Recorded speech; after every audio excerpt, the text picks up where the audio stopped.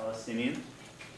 And we're sitting here talking about our successes and the efforts that we do together. And we're showing you a demonstration. So this incredibly dense, huge conflict, this massive thing that we can't get our heads around.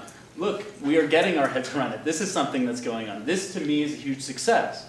What's going on the grassroots level is a massive success. What happened in Budrus, and we don't have the time to explore it, but look into see the film, is a massive success. The fact that the UK foreign minister was meeting with Palestinian and Israeli activists 2 days ago outside of Ramallah is a massive success.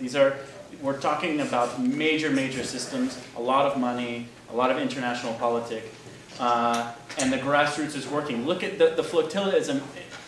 The fact that this effort was able to garner so much international attention and penetrate this incredible siege is an incredible success to me. So it's difficult to, maybe you can answer. No, that's exactly right. We've had limited successes in terms of actually stopping land confiscation or settlement expansion. Very little. In Budrus, it did work. In many other areas, it hasn't worked. And we've had, where some of the villages that you have, you've seen successes. In many other villages, you haven't. And the wall was built and the people feel a little bit defeated. But that's not a reason to stop. We have to look at where Israel's sources of power are, why Israel is allowed to continue to do what it's doing, and slowly work at chipping away, weakening these sources of power. And our tools are going to be the media, because for so long I think Israel has dominated with their own narrative of them being under siege, they're the underdogs, they're only doing what they're doing for security, and therefore they silence a lot of people that try to criticize these policies. So yes, we do depend a lot on the media, but that's to open people's eyes up so people take action. People take action like BDS. And if we look at boycott, divestment, and sanctions, the International Solidarity Movement has been calling for supporting it since 2000, but the official Palestinian call went out in 2005. And since that call went out to today, we've had some pretty big successes. And if you want to compare it to South Africa and the anti-apartheid movement there, BDS was originally they started calling for it, I think, in the 60s, if not the late 50s, and it wasn't really until the 80s that it picked up speed. So we're having a much more response and action as a result of a lot of different factors, social media and otherwise. It doesn't mean that we're going to stop the next settlement expansion, but I think that we need to keep at it, and it is eventually going to make it extremely difficult for Israel to continue, because we're pulling away, the cover under which they are allowed to continue doing what they're doing. So yes, Israel spends upwards of $1 billion per year on their public relations to keep the world thinking that they are doing what they're doing for security.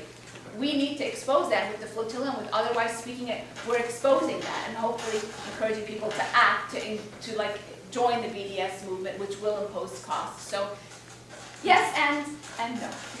Just yesterday, there was a major BDS success, and Africa Israel, which is one of the major builders, international building company, decided that it's not going to build in settlements anymore. And this is incredible. So, yeah. Yeah. Sure. Cool. Thanks. Yeah, just talking about apartheid. I think it's always important to remember the role of the Cubans. Nelson Mandela, the first international tour he took after he was freed, 27.5 years, went to Cuba and thanked the people there for their help fighting the apartheid forces in Angola. And no doubt that played a huge end to apartheid South Africa with BDS. So I do not want to disparage the possibilities of nonviolence for this conflict or for the future of humanity. I'm a believer in it, but at the same time I think it's important to remember the role of the Cubans and in apartheid South Africa. And are you guys talking with armed resistance? Is there is there a dialogue there? Or is there are you guys saying there shouldn't be any armed self-defense? The t-shirts are $20 and the things, whatever you, we have a kind volunteer that's helping out. Are we talking to the armed resistance? The policy of the International Solidarity Movement and our outlook on it, it's important that we're not working with any one kind of political faction. We don't say that the Palestinians are not justified in armed resistance. Even international law recognizes that an occupied people have a right to resist their occupiers using armed tactics.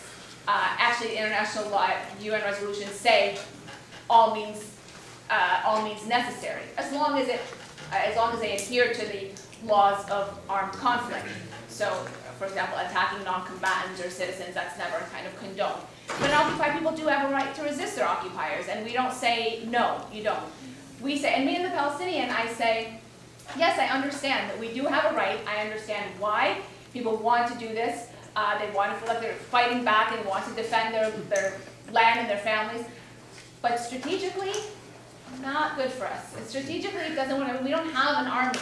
We don't have a supply of weapons. We don't, and Israel has succeeded in saying that any kind of Palestinian armed resistance is like terrorists and a threat to their security, and then justifies the more massive military operations that they carry out. So strategically, it's not in our interest. And one very well-loved, now passed away Palestinian leader, by the name of Faisal Husseini, I don't know if any of you know him, but he used to say, you know, if I want to fight Muhammad Ali, I'm not going to invite him into the boxing ring. And that's kind of the way I look at it, is like we don't want to fight in that area. But is there dialogue with armed resistance?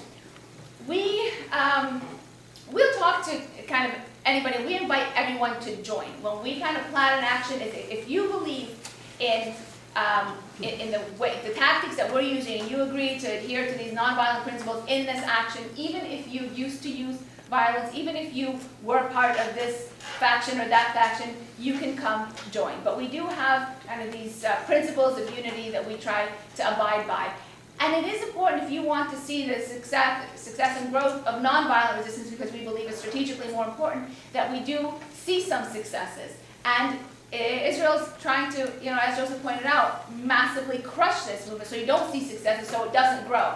And we have to resist that. But so the ISM and the Free Gaza Movement, we're not working with any one political party, but we want to work with all. We don't ostracize anybody, and we certainly don't say that Palestinians don't have a right to use armed resistance. I'm just going to make my way this way. Yes. Well, my name is Osborne Hart, and in the recent election, I was a candidate for Senate for the Socialist Workers' Party, and have campaigned and have campaigned and will continue for the complete support of the Palestinian struggle and for the end of dispossession and for national rights. Part of my question is what has happened inside Palestine over the last 10 years, and